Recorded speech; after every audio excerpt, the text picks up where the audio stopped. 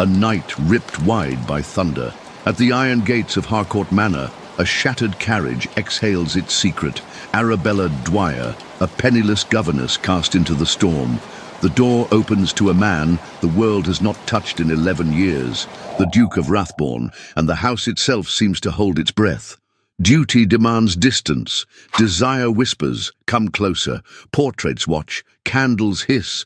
One choice will either bind two broken souls or break them beyond repair. What sin waits in the shadows? Which truth refuses to stay buried?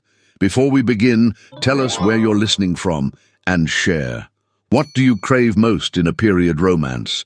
London, December of the year 1856. The night had broken open like a wound. Rain fell, not in gentle sheets, but in furious torrents, drumming against the cobbled road that wound its way toward the great estate of Harcourt Manor. Wind howled through the bare trees like a widow keening her loss, and the lantern hanging at the rear of the battered carriage swung wildly, casting ghost-like shadows that danced upon the skeletal hedgerows. Inside the shuddering carriage sat a young woman clutching her shawl with trembling fingers. Arabella Dwyer was soaked through, her bonnet ruined, her gloves stiff with cold. Each jolt of the wheels through the mud-strewn path echoed in her bones. She had not spoken for hours. There had been no one to speak to. The coachman, surly and silent, had not said a word since the moment he left her employer's townhouse with instructions to leave her far from polite society. She had not known it would come to this. She had endured the whispered remarks, the too long glances, the hand that brushed too close on the stair. She had endured them all in silence, until she no longer could. And now, the punishment for her resistance was banishment.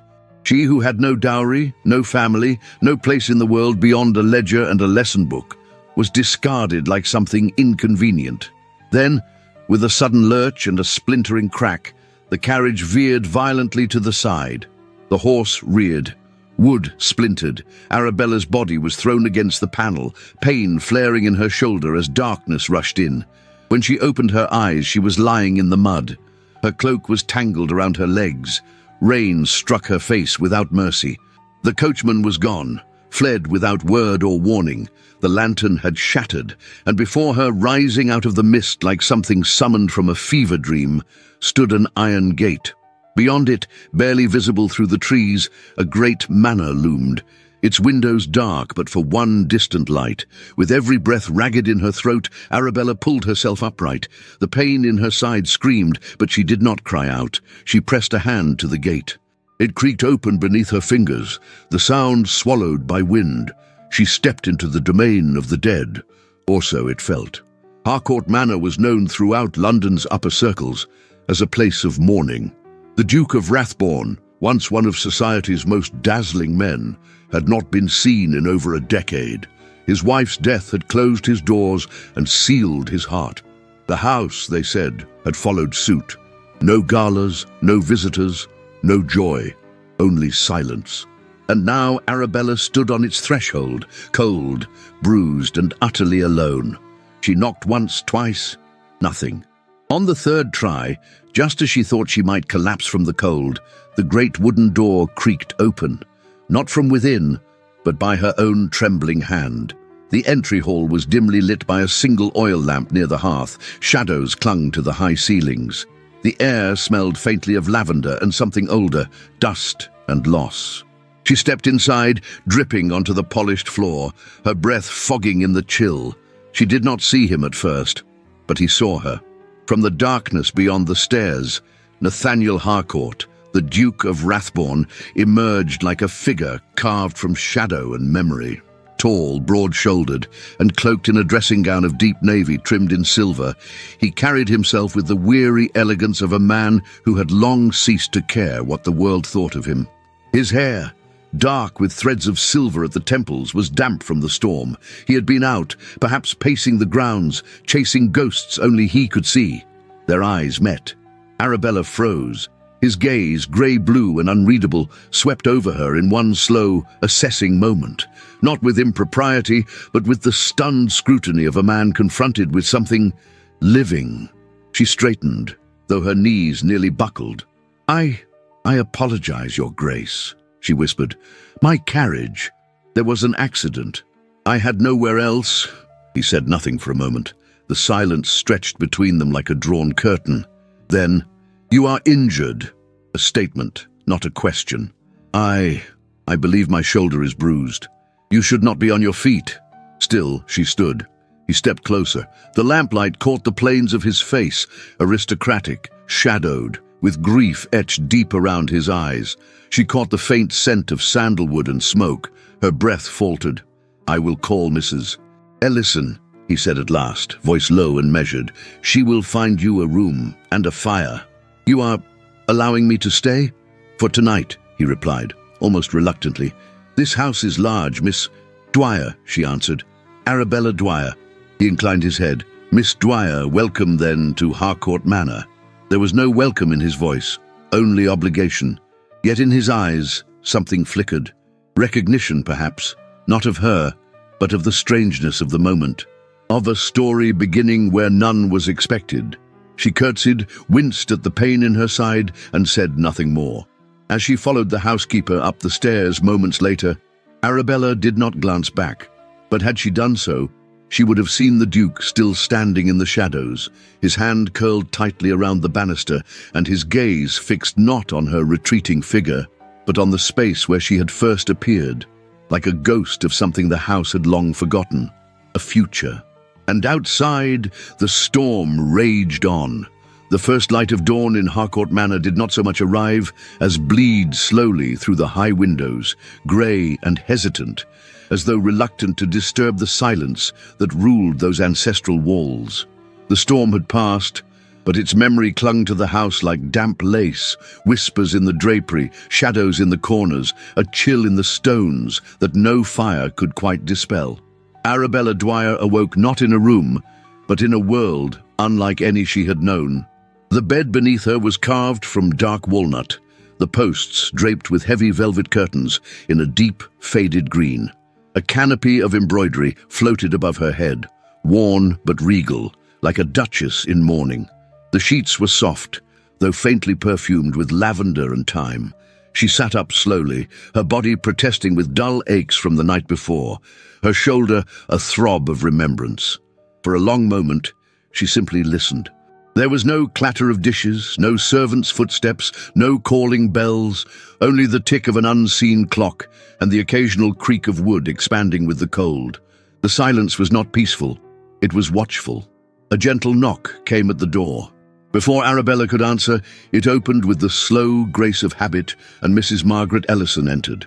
The housekeeper was a woman of about 55, her figure sturdy, her face round and stern, softened only slightly by a pair of keen, intelligent eyes. Her grey hair was pulled tightly into a bun beneath a lace-trimmed cap, and her black wool gown, apron, and the set of keys hanging from her waist made it clear she was not a woman to be trifled with. "You're awake," she said without greeting, her tone efficient. "His Grace said you were injured." Arabella nodded, clutching the blanket closer to her chest. "My shoulder, yes, but nothing broken, I believe." Mrs. Ellison moved closer, scrutinizing her. "You're pale. Have you eaten?" "No, ma'am. Not since yesterday." She turned toward the hearth, where a small fire had been lit, and adjusted the logs with a practiced hand. "I've brought porridge. It isn't hot, but it's warm enough. You'll dress after that. There are garments set aside in the wardrobe, Miss Alcott's old things. You and she were near a size." Arabella's fingers clutched the blanket tighter. "Miss Alcott, my niece, former companion to the late Duchess. She married last spring and left the house in good standing." There was a pause after the word "left," as if it carried a different weight in Harcourt Manor. Arabella nodded, murmuring, "Thank you." Mrs. Ellison looked at her again, this time not as if examining a stranger, but as if trying to fit her into the fabric of the house. Her eyes softened, just enough to be noticed. "You needn't fear, Miss Dwyer. You're not the first lost soul to pass through these halls." With that, she departed, her steps silent on the thick carpets. Arabella rose slowly. She found the wardrobe, opened it, and touched the sleeves of the garments within, woolen gowns in muted tones, high-collared and well-worn but neatly kept.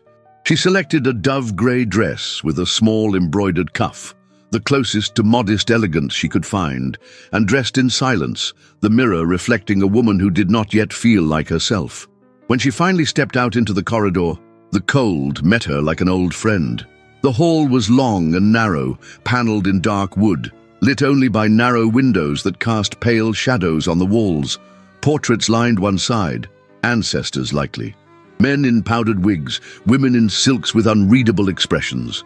Their painted eyes seemed to follow her as she walked. She did not know where she was going. The manor was not merely large, it was labyrinthine.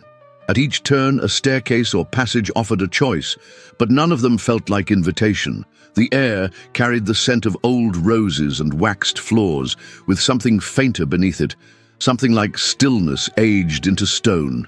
Eventually, she found herself in the library. The door had been left slightly ajar, as if forgotten by someone in haste. It was a magnificent room, domed and wood-panelled, its tall windows half-curtained in brocade. A great hearth stood unlit, and the shelves stretched to the ceiling, filled with tomes that bore the weight of centuries. She approached one shelf and ran her finger along the spines, volumes on Latin, theology, poetry. One book, Reflections on Solitude, had its leather cracked from use. She smiled faintly, then she felt it, the weight of his gaze. She turned slowly. At the far end of the room, partially hidden behind one of the tall wingback chairs, stood Nathaniel Harcourt, Duke of Rathbourne. He was dressed now in a frock coat of black wool, perfectly tailored, with a dark cravat pinned by a single sapphire. His hair was still damp at the temples, though combed, and his expression, composed, distant, belied the intensity of his eyes. Arabella lowered her gaze. "Forgive me. I didn't mean to intrude." "You are not intruding," he said, his voice quiet but resonant. "The house belongs to no one these days. It has long since forgotten how to receive guests." She looked up, startled by the melancholy in his tone. "It remembers," she said gently. "In the firelight, in the care taken with each room, in the silence." His eyes flickered. For a moment he looked as though he might speak, but the words never came. Instead he nodded once and stepped further into the light. "Mrs. Ellison told me your name." "Miss Dwyer." "Yes, Your Grace." He glanced at the shelves. "Do you read poetry?" "I do." "Then you may remain here." It was not an invitation, nor was it dismissal. It was a statement of fact, like weather. Arabella bowed her head slightly. "Thank you, Your Grace." Nathaniel moved past her toward a cabinet and poured himself a glass of brandy, though the hour was barely past breakfast. His hand was steady, but she noticed how he avoided the mirror on the far wall, as though he did not wish to see himself. "I trust you are recovering." "I am. The warmth has helped." He nodded again. Silence stretched between them, thick but not uncomfortable. It was the kind of silence that held space for something else. Then, without turning, he said, "You will find this house has its rules, Miss Dwyer. Most are unspoken. They concern rooms that remain locked, music that remains unplayed, and memories that remain undisturbed." Arabella's heart beat faster.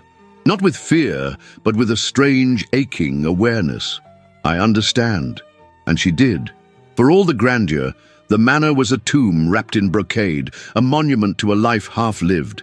And he, this man who stood with such authority, yet such sorrow, was its keeper. As she slipped out of the library minutes later, she did not look back, but she felt his presence linger in the room like perfume on the air. And as the door closed gently behind her, she knew one thing. She had stepped into a house that felt like a heart learning, slowly, painfully, how to beat again. The days that followed drifted like mist through the stone corridors of Harcourt Manor, softening the harsh lines of grief that clung to its walls. Outside, the winter sun was little more than a pale disk veiled in grey. Inside, time slowed, thick and suspended, as though the house itself was holding its breath. Arabella Dwyer moved through that hush like a ghost who had forgotten she was no longer dead. Her injuries had begun to fade. The bruises upon her shoulder softened into shades of yellow and violet, and the stiffness in her limbs eased with each reluctant morning. But it was not only her body that healed. The house, strange and austere though it was, offered a kind of reluctant sanctuary. Not warm, not welcoming, but still it did not turn her away. She walked its hallways by daylight, when the oil lamps remained unlit and the silence was deep but not unkind. Her shoes tapped softly on the stone, her hands sometimes trailing along the panels of oak that seemed older than memory. Occasionally she passed a servant, most of them older, all of them polite without being familiar. No one asked questions, no one offered more than was necessary. Yet it was in these quiet observations that Arabella began to understand the rules of the house, not those spoken aloud, but those etched into its very bones. Certain doors remained locked, certain wings remained untouched. The grand pianoforte in the drawing room was never played. The dining room, with its ornate chandelier and pale blue walls, remained in eternal dusk behind its closed doors. It was a house of withheld things. One morning, as frost glittered outside the narrow windows and the scent of coal lingered in the hall, Arabella found herself standing before a tall, arched door at the far end of the east wing. She had not seen it before, not because it had been hidden, but because something about it asked not to be seen. Her hand hovered near the handle. "You won't want to go in there, miss." The voice came from behind, low and gravelly.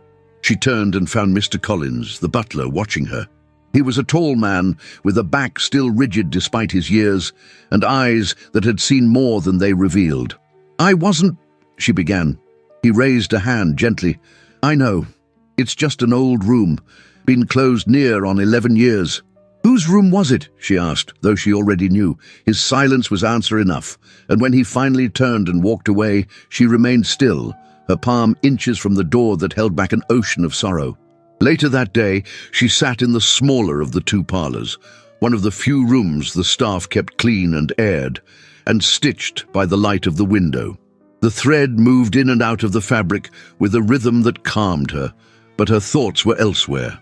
Nathaniel Harcourt had not spoken to her again since their meeting in the library, and yet she felt him everywhere, a presence that moved like wind, unseen but undeniably there.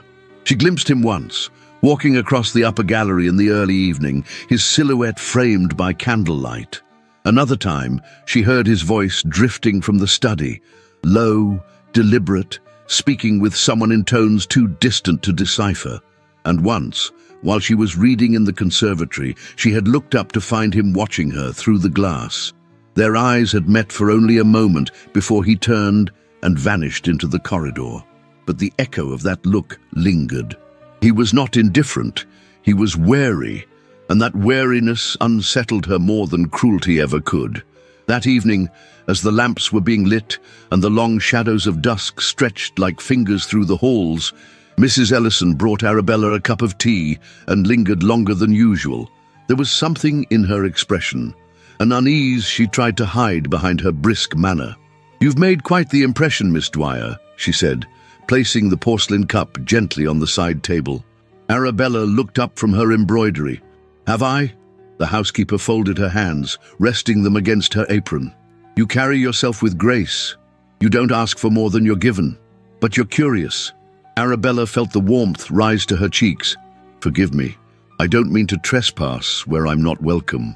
Mrs. Ellison sat across from her, which she had never done before. "Sometimes silence is its own kind of trespass, child. This house has had too much of it." Arabella placed her needle aside. "You speak as though it were alive." "It is," the older woman replied, "alive, but grieving." Arabella studied her face. "Because of the Duchess?" A shadow passed through Mrs. Ellison's gaze. Her grace was gentle. She brought light into the Duke's life, into this house. When she died, she stopped herself, then continued, voice quiet. "Some say he died with her, at least the part that knew how to feel joy." Arabella hesitated. How did she die? For a long moment, the only sound was the fire crackling in the hearth. Childbirth, came the answer at last. On a morning not unlike this one, snow on the ground, the baby was lost as well. Arabella's throat tightened. "I'm sorry." "So are we all," Mrs. Ellison murmured. Then she stood, smoothed her apron, and said no more. That night in London, the conversation was not so solemn. In the richly appointed drawing room of Lord Edwin Pembroke, laughter rang out beneath the golden chandelier, but behind the laughter was venom.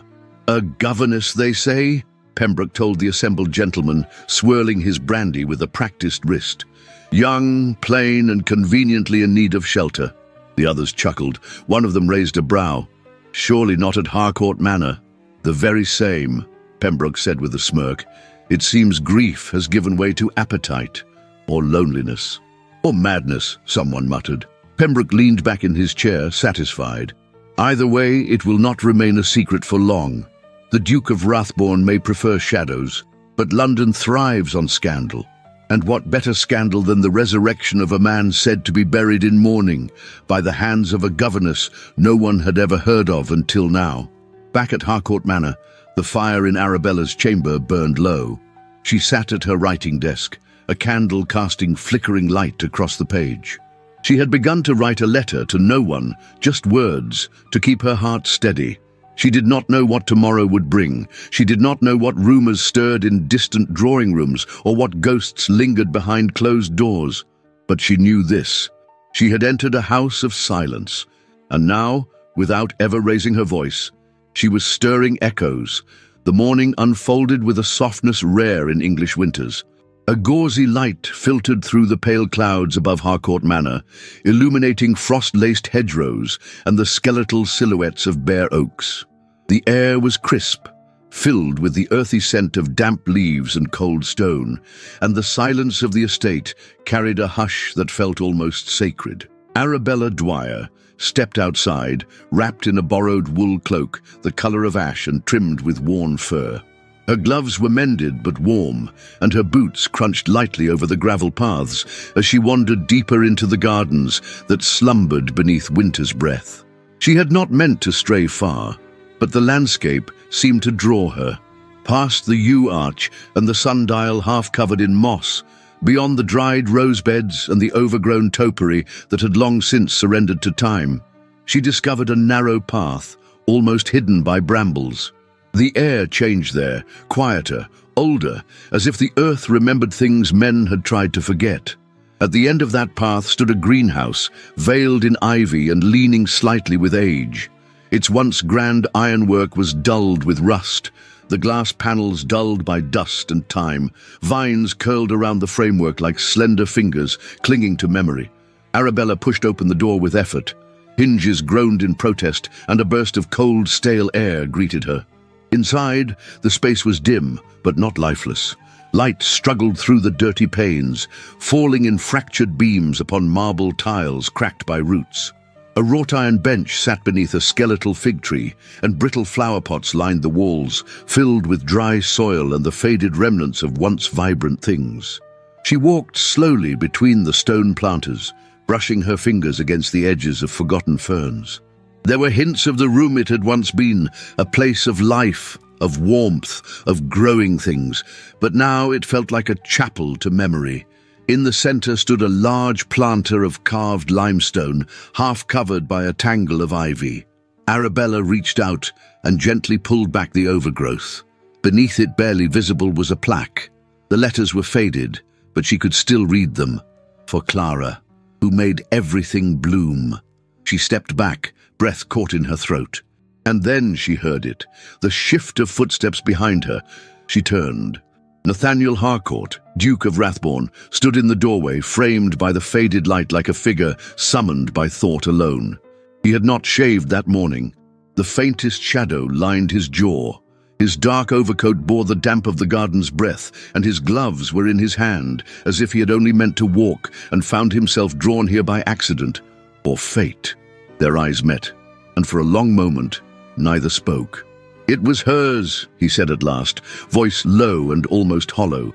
"The greenhouse." Arabella nodded slowly. "I thought it might be." He stepped inside, each movement deliberate, as though crossing sacred ground.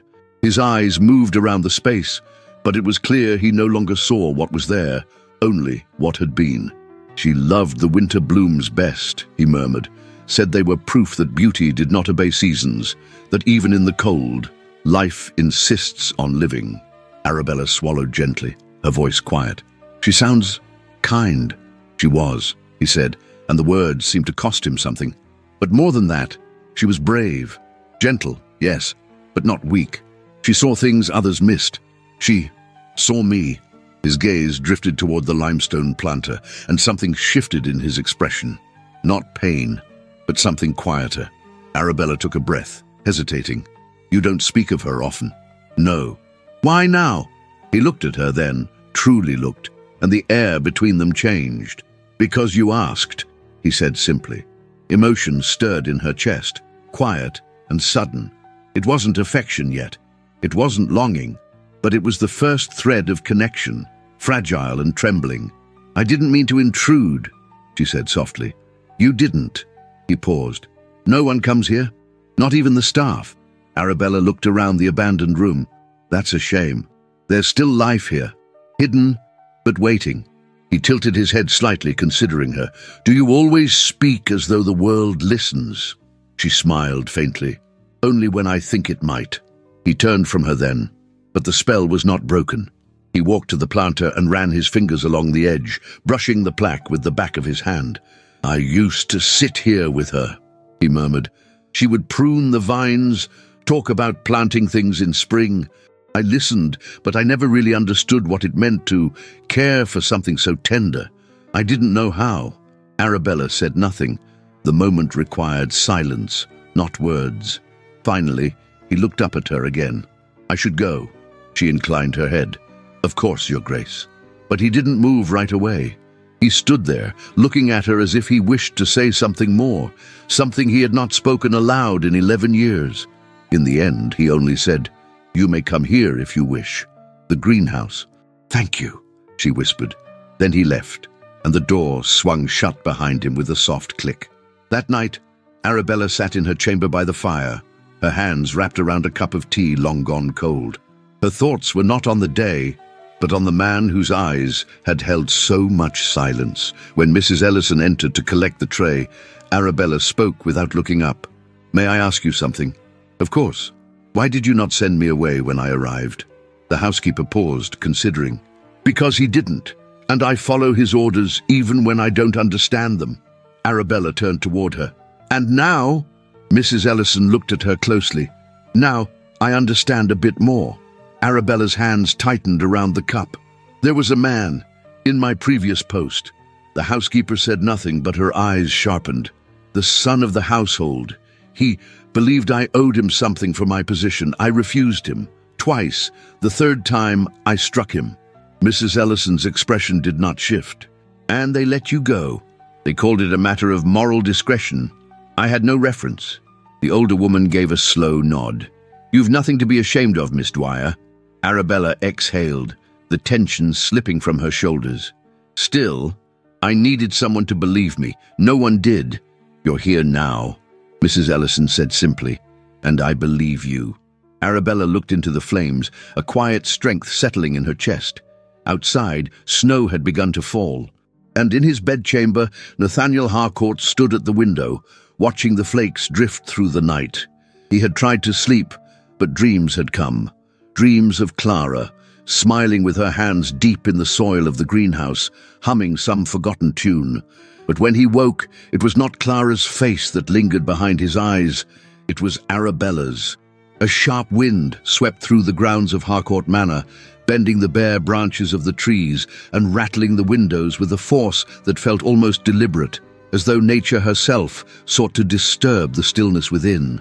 The house, once resigned to silence, now held a tension beneath its floors and between its walls, an unease not born of storms or seasons, but of hearts shifting in ways